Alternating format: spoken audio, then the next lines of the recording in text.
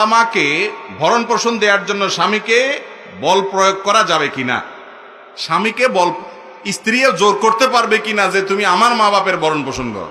আজকাল তো মহিলাদের নির্যাতনের শিকার হয় অনেক স্বামী, চুপচাপে বলতে পারে না, ঠিক না বে ঠিক? বলা হয় নানা রকমের মুখরোচক কথা, অথচ নারী যেমন নির্যাতিত হয় পরিমাণে বেশি, আবার কিছু কিছু ক্ষেত্রে পুরুষরাও নির্যাতিত হয়। কোন জামাইয়ের জন্য শ্বশুর বাড়ির লোকদের ভরণ পোষণ দেওয়ার বাধ্যবাধকতা তার উপর ইসলাম চাপায় নাই।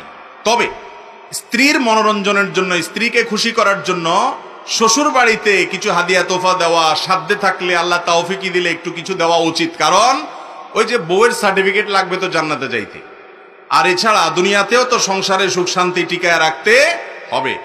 আপনার বাপমা যেরকম খেদমত করা আইনি ভাবে আপনার স্ত্রী বাধ্য নন, তারপরও তিনি করেন, আপনি আপনার শ্বশুর শাশুড়ির খরচ খরচা বহন করা আইনত বাধ্য না থাকলেও আপনার জন্য সাধ্য থাকলে তাদের খেদমত করার ব্যাপারে ইতিবাচক মানসিকতা থাকা উচিত, গিভ এন্ড টেক থাকা উচিত। শুধুমাত্র বউ আপনার বাপের বাড়িতে খেদমত করবে, আপনি শ্বশুর বাড়ির কোনো খোঁজ খবর নেবেন, এটা উচিত না। আবার অনেকে আছে শ্বশুর বাড়ির এমন মুরিদ হয়, মা বাপ ভাই বোন সব ভুলে গিয়া শুধু শ্বশুর বাড়ির লোকদেরকে পূজা করতে থাকে। আছে না নাই? ব্যালেন্স করতে হবে এবং সমান করতে হবে। এরপরে প্রশ্ন,